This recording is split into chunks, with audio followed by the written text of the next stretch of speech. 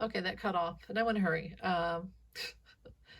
And I think I had stopped where I was saying that President Biden had that news conference the next day and explained why you can protest. Of course you can protest.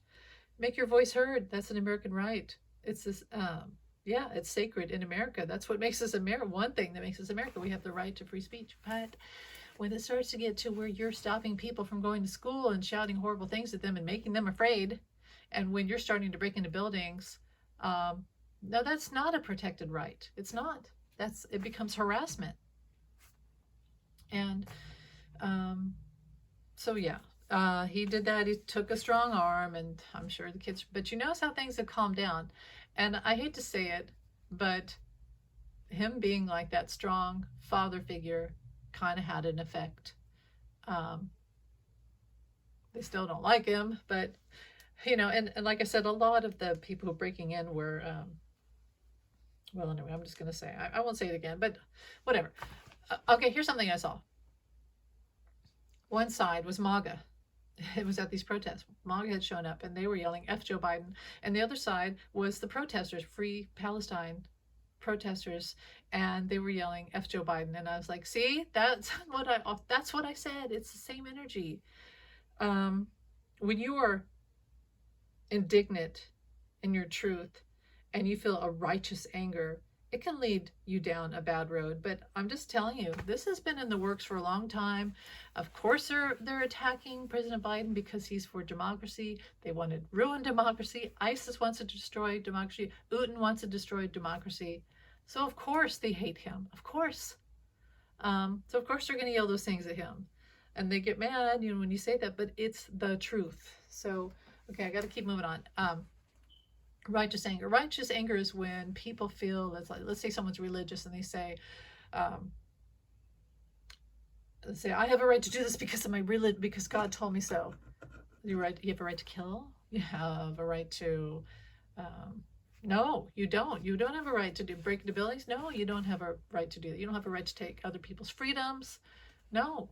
And that's the problem I have with a lot of religion, and these people, one religion against each other, is the war that it causes and the destruction it causes. And logic is thrown out the window, and logic really is necessary when you become rapturous and overwhelmed with your religious or your conviction of truth, what you feel is truth, your righteous truth. You often ignore facts, and that there's both sides to a story, many sides to a story, and you lose control of yourself in a way, and you lose control of logic. So that's not a good thing. And I wanted to say real quick that I thought of an example of when I gave birth to my daughter. There was this nursing Nazi, and my daughter was tiny, and my milk hadn't come in yet. I wanted a nurse, but the nursing Nazi was like, you cannot have formula. Do not give your baby a bottle of formula. And of course, every new mother gets like a free diaper bag of samples and diapers and formula, powdered and canned and bottles, and it was great. And my daughter was crying and needed to eat, and so I had to break the rules with the nursing Nazi who was her conviction, and she was righteous in her truth and was telling me what I had to do. But my daughter was crying. My daughter was crying and was hungry and was too skinny. And so when the nursing Nazi wasn't around, I used my logic and what I felt was right with all sides, because yes, I still wanted to be able to nurse my daughter. I was going to do that. I was working on it, but I also wanted her to be able to eat and gain weight and sleep and be happy and healthy. So I asked the nurses to bring the bottle, and they did, and my baby was happy. So sometimes when people yell at you and they say, you don't know what you're doing and you don't know what you're saying, it has to be my way, that's when I always go, thanks, but there's probably more to it than just if someone's yelling, it's usually the people who are yelling the loudest who are the most incorrect, I have to say. And they're righteous in their conviction, righteous in their truth, but that doesn't mean they're right. So that's my point. It's just an example of how we force. I hate forcing. I hate that. You allow. That's how we learn. You don't allow bad stuff. No, you state your point, but you don't force. You'll never look all these years with MAGA people and 45 supporters. Have you ever convinced any of them?